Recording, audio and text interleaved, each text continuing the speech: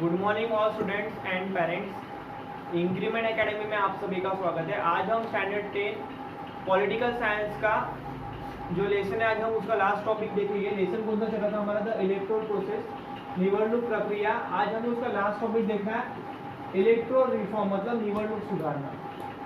Sorry, देखिए student, इसके पहले हमने जो भी टॉपिक देखे थे इस लेसन के, तो हमने पूरा डिटेल में डिस्कस किया था कि इलेक्शन किस तरह से होते हैं। ओके, हर आदमी को इक्वल चांस मिलना चाहिए। आप सबने अगर वो वीडियोस नहीं देखे होंगे तो पहले आप वीडियो वो देखिए, तभी जाकर आपको ये टॉपिक समझ में आएगा। तो चलो हम डायरेक्ट टॉपिक स्टार्ट करते हैं। क्या बोला? Electoral reform. Election is a continuous process, the future of democracy depends on election.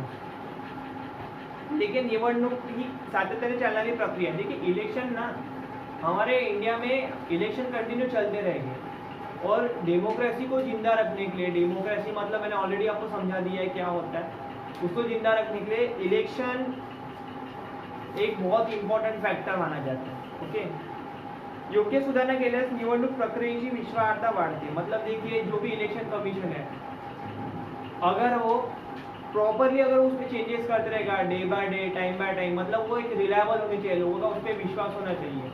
Okay, तो क्या होगा, लोगों का इलेक्शन कमीशन के ऊपर, लोगों का गवर्नमेंट के ऊपर क्या होगा, डे बाय डे ट्रस्ट है वो बढ़ते जाएगा।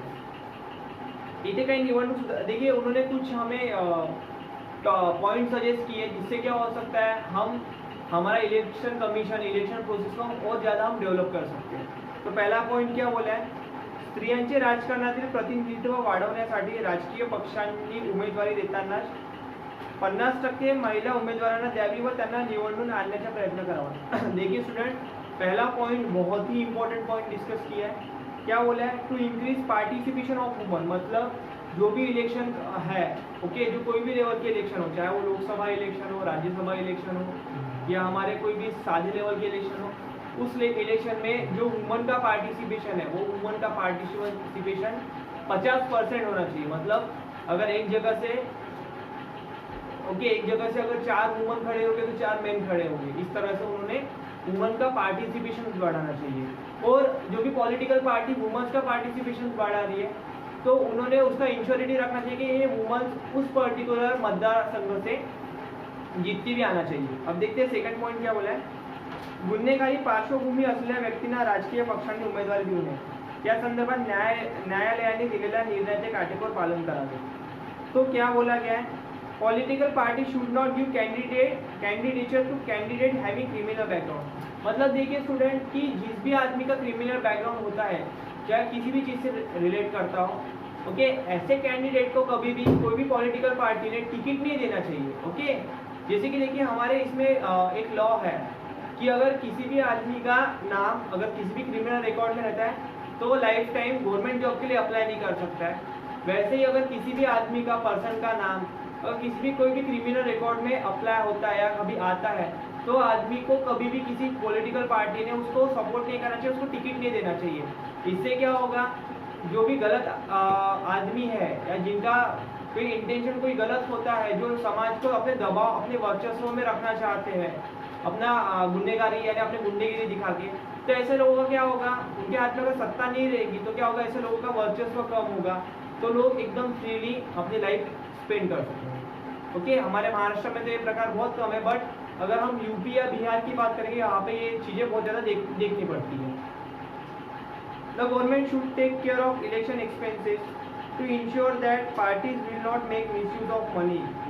देखिए, जो भी गवर्नमेंट है या जो भी गवर्नमेंट ने पूरा जो भी इलेक्शन का खर्चा होता है उस पर उनका कंट्रोल होना चाहिए, है ना। तो इससे क्या होगा, जो भी मिसयूज होगा पैसों का, वो क्या होगा, मिसयूज रुकेगा। मतलब इलेक्शन एक पूरे फ्रीली इन्वायरमेंट में होंगे, है ना। अगर कोई भी कैंडिडेट का अगर गवर्नमेंट ने एकदम फिक्स सीमा दे दी कि तुम इतना ही खर्चा कर सकोगे, 25 लाख, 30 लाख, 50 लाख, तो क्या होगा, उसको बराबर उसको हिसाब देना पड़ेगा गवर्नमेंट को, उसने यहाँ इतना इतना खर्चा किया है। तो उससे क्या होगा, जो अगर कुछ गलत चीज़ों में पैसा लगाता है ना, लोग वोटर्स को, हमने देखा था क्या था, हमने कोड ऑफ कंडक्ट देखा था, मतलब आचार संहिता का देखा था, जिससे क्या होता है, उन लोगों को पैसा मिल जाता है ना। हम कोई भी गलत चीज़ नहीं यूज़ कर सकते आचार संहिता के टाइम में, ज़्यादा पैसा वगैरह हम कैरी नहीं कर सकते।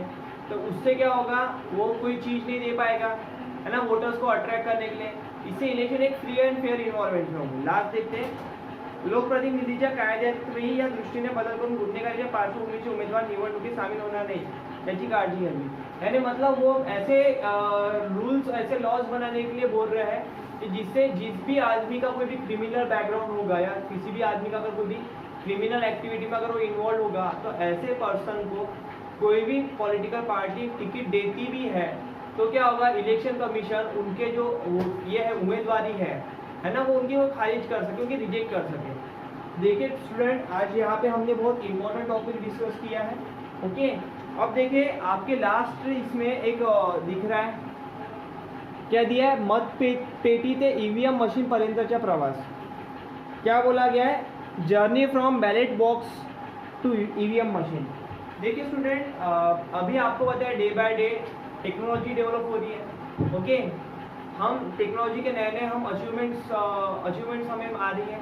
तो क्या हो रहा है, तो इलेक्शन में भी क्या हो रहा है, टेक्नोलॉजीज के जो हम अभी यूज़ कर रहे हैं. तो फर्स्ट ऑफ ऑल जब हमारा इलेक्शन होता था, ओके, यानी आज से अगर 70-80 साल पहले, तो वहाँ पे इलेक्शन एक मैन्युअली होता था. मतलब एक बैलेट बॉक्स होता था, वहाँ पे जो भी कैंडिडेट है, ओके, रिस्पेक्ट अगर उस एरिया से पर्टिकुलर 20 कैंडिडेट खड़े होंगे तो क्या रहता था, वो 20 कैंडिडेट के ऐसे नाम के ऐसे बॉक्सेस रहते थे.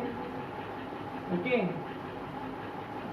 तो क्या होता था, वो बैलेट बॉक्स में अगर आपको इस कैंडिडेट को अगर आपको वोट करना था, एक पेपर लेके उस कैंडिडेट के नाम का अगर आपको ठप्पा मार के वो बॉक्स में आपको जमा कर देना पड़ता था. बॉक्स फिल के होते थे. तो इससे क्या होता था, इससे बहुत ज़्यादा यानी ज़्यादा ट्रांसपेरेंसी नहीं रहती थी, सिस्टम में बहुत ज़्यादा लैकनेस रहते थे. तो इससे क्या होता था, गलत आदमी भी गवर्नमेंट बना सकता था. बट 1990s में क्या हुआ, ईवीएम मशीन आ गई, जिससे क्या होता था, जो वोटिंग प्रोसेस है पूरा डिजिटली हो गया है. ओके, अगर हम ये मैन्युअली हो गया, मैन्युअली वोट काउंट करने में और डिजिटली वोट काउंट करने में टाइम कम जाता है, रिजल्ट जल्दी पता चल जाता है. और कोई भी आदमी इसमें हेरा फेरी तो इसमें कर सकता है. मतलब अगर सपोज अगर मैन्युअली इलेक्शन हो रहे हैं तो क्या होगा, कोई भी आदमी अपना अगर एक कोई गुंडे प्रवृत्ति का आदमी होगा, जैसे हम पहले मूवीज में देखते हैं, आदमी क्या होगा, अपने गुंडों के बेच के मैन्युअली क्या कर सकता है, इसमें वोट डाल सकता है. बट अगर डिजिटली अगर वोट हो रहा है तो क्या हो सकता है, वोट में कोई भी आदमी उसको फोर्स नहीं कर सकता है कि ये करो. ये तो आपका खुद का डिसीजन है कि आपको किसको वोट करना है किसको नहीं. एंड नेक्स्ट लास्ट में एक नोटा करके ऑप्शन होता है. मतलब जो भी कैंडिडेट है उसमें से अगर आपको किसी को वोट नहीं करना है, नन ऑफ दी अबव, मतलब अगर 20 कैंडिडेट खड़े, अगर आपको 20 में से अगर आपको लगता है कि कोई भी अगर आदमी एलिजिबल नहीं है हमें रिप्रेजेंट करने के लिए, तो आपको क्या करना चाहिए, आपको नोटा का आपको बटन दबाना चाहिए. ये उन्होंने अभी ऐसे नए नए ऑप्शंस बनाते जा रहे हैं. तो देखिए स्टूडेंट, यहाँ पे हमारा लेसन फिनिश हो गया. लेसन बहुत ही सिंपल था बट बहुत ही इंपॉर्टेंट था. आपको लेसन की पूरी वीडियो लेक्चर देखना, ज़्यादा करके आपको शेयर करना है. Thank you.